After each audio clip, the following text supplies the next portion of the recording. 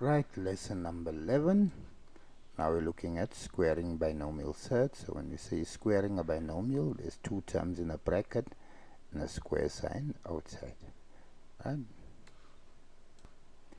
So without further ado, look at problem 1. We've given you square root x plus square root y all squared minus 2 square root xy.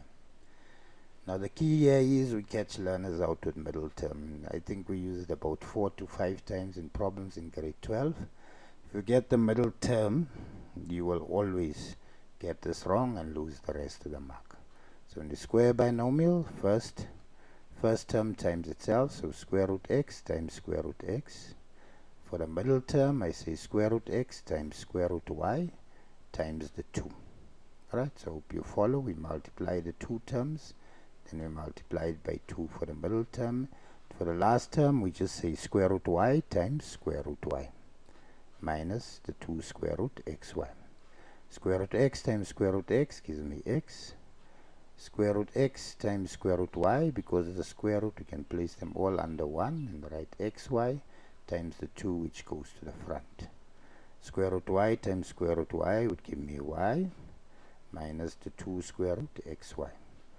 2 square root xy minus 2 square root xy cancels, and I'm left with x plus 1.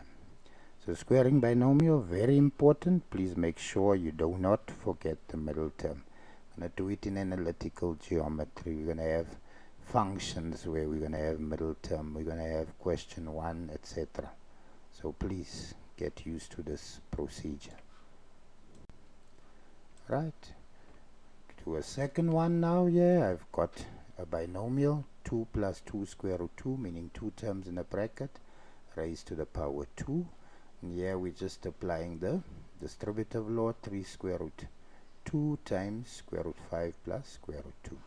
So again, for my first term, 2 times 2. For the middle term, 2 times 2 square root 5 times the 2 outside to get the middle term. There, 2 square root 5 times 2 square root 5. Negative times positive would give me negative. 3 times 1 stays 3. Square root times square root becomes 1 square root, and that becomes 2 times 5. Negative times positive would give me negative. 3 times 1 would give me 3. Square root 2 times square root 2 simply becomes square root 2 plus 2. So 1 mark for middle term, 1 mark for a correct there, and a 1 mark for the end. So 2 times 2, I assume you know, is 4.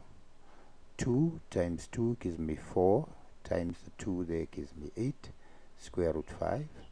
2 times 2 would give me 4. Square root 5 times square root 5 is 5, and 5 times that 4 would give me 20. There, 2 times 5 simply stays minus 3 square root 10. 2 times 2 is 4, square root of 4 is 2, minus 3 times 2 would give me negative 6. Alright, now 4 plus 20 gives me 24. 24 minus 6 gives me 18. 8 square root 5, there's no other square root 5, so that stays 8 square root 5. There's no other square root 10, so that stays minus 3 square root 10. Right, so hope you follow. Please like, share and subscribe. Right.